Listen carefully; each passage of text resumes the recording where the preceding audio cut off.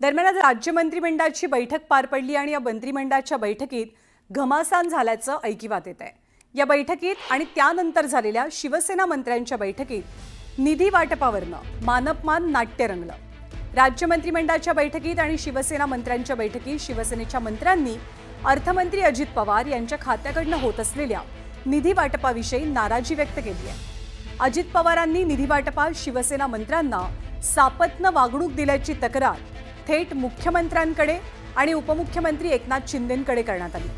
शिवसेना मंत्र्यांचा हा संताप पाहता उपमुख्यमंत्री एकनाथ शिंदेंनी या बैठकीमध्येच अर्थमंत्री अजित पवार यांच्या खात्यावर बारीक लक्ष ठेवण्याचे आदेशही दिल्याची माहिती आहे। दरम्यान शिवसेनेच्या मंत्र्यांच्या आक्रमक भूमिकेनंतर अजित पवारांनी एकनाथ शिंदेंची भेट घेतल्याची माहिती मिळते।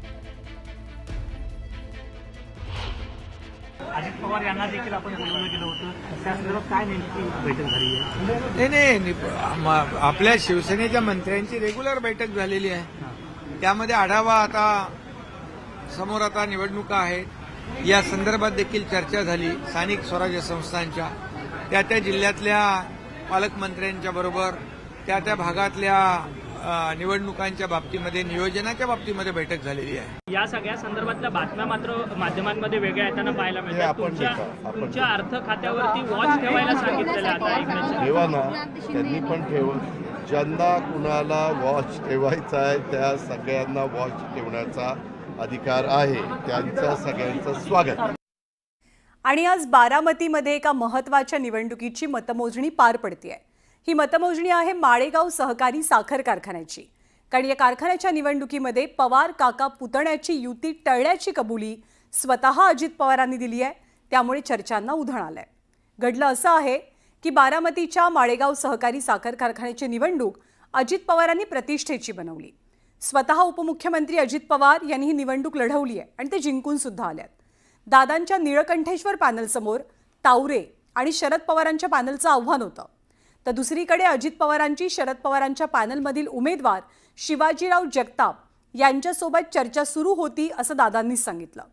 दोघांमध्ये 2-3 वेळेला चर्चा झाल्याची कबुली स्वतः अजितदादांनी दिली आहे। पण मग जर पडद्याआड ही चर्चा सुरू होती तर मग युती का टळली? जागा वाटपाबद्दल काही चर्चा झाली का? याबाबत पत्रकारांनी विचारलेल्या प्रश्नांना अजित पवारांनी कशी उत्तरं दिली आपण पाहूया। शरद पवारांनी तुम्हाला काही ऑफर दिलेली होती का जागांच्या संदर्भात? कसली? पॅनलमध्ये येण्याच्या संदर्भात, तुमच्या पॅनलमध्ये येण्याच्या संदर्भात? मला त्याच्या संदर्भामध्ये मला वरिष्ठ कुणी बोललेलं नव्हतं, परंतु तिथले अध्यक्ष शिवाजीराव नानासाहेब जगताप, ज्यांना SN जगताप वकील नावाने ओळखलं जातं, ते माझ्याशी त्या ठिकाणी बोलत होते आणि त्यावेळेस चर्चा त्यांची माझी 2-3 वेळेला चर्चा झाली होती। पण किती जागा देणार होता तुम्ही? काही किती जागांचा प्रस्ताव शरद पवारांकडनं आलेला होता, तो मान्य करण्यात आला का? तो तुम्हाला सांगण्याचं काही कारण नाही। दरम्यान स्थानिक स्वराज्य संस्थांमधल्या युती संदर्भात म्हणजे 2 राष्ट्रवादीच्या युती संदर्भात काही दिवसांपूर्वी शरद पवारांनी काय विधान केलं होतं ते सुद्धा पाहूया। सगळ्यांना बरोबर घ्या, सगळ्यांना बरोबर घ्यायला काही चिंता असायचं कारण नाही। पण सगळे म्हणजे कोण?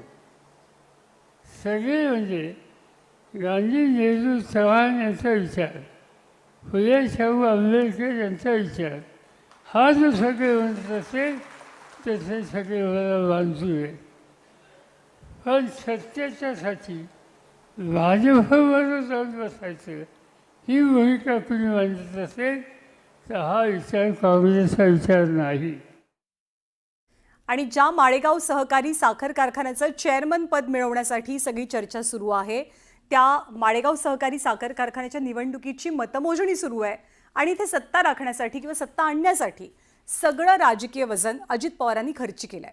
आणि इतकंच काय तर अजितदादांनी थेट कारखान्याच्या चेअरमन पदावरती दावा ठोकलाय।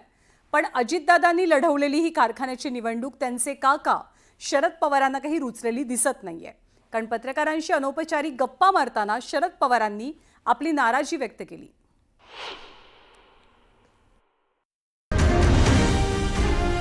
माळेगाव सहकारी साखर कारखान्याच्या निवडणुकीकडे अवघ्या राज्याचं लक्ष लागून राहिलं होतं। कारण या निवडणुकीसाठी गेले काही दिवस उपमुख्यमंत्री अजित पवार बारामतीत तळ ठोकून होते. अजित पवारांनी ही निवडणूक अतिशय प्रतिष्ठेची केली होती. विशेष म्हणजे खुद्द अजित पवारांनी निवडणूक लढवली, कारण त्यांना कारखान्याचं चेअरमन व्हायचं होतं. निवडणूक प्रचारातच अजित पवारांनी ते जाहीर केलं होतं. सगळ्यांनी पॅनल टू पॅनल तुम्ही या 20 लोकांकडे बघू नका, ह्याच्याकडे बघा, माझ्याकडे बघून तुम्ही मतदान करा आणि तुमचा चेअरमन देखील मीच होणार.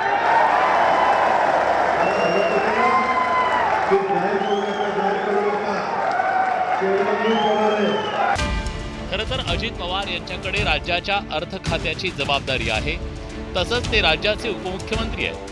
पण असं असतानाही त्यांना माळेगाव कारखान्याचं चेअरमन का व्हायचंय असा प्रश्न राजकीय वर्तुळात चर्चिला जातोय. तर इकडे अजितदादांच्या काकांनाही ते फारसं रुचलेलं नाही. पत्रकारांशी अनौपचारिक गप्पांमध्ये शरद पवार यांनी ती नाराजी बोलून दाखवली. सरकारमध्ये मोठ्या पदावर असलेल्या व्यक्तींनी सहकारी संस्थांची निवडणूक लढवू नये. मी माझ्या 40 वर्षाच्या कारकिर्दीत सरकारी पदांवर असताना कधीही सहकारी संस्थांची निवडणूक लढलो नाही. विरोधकांना काही अडचण आली तर सरकारी पदावरची व्यक्ती जो कारखाना प्रमुख असेल तर तो विरोधकांना न्याय कसा देईल, असा सवाल शरद पवार यांनी विचारला.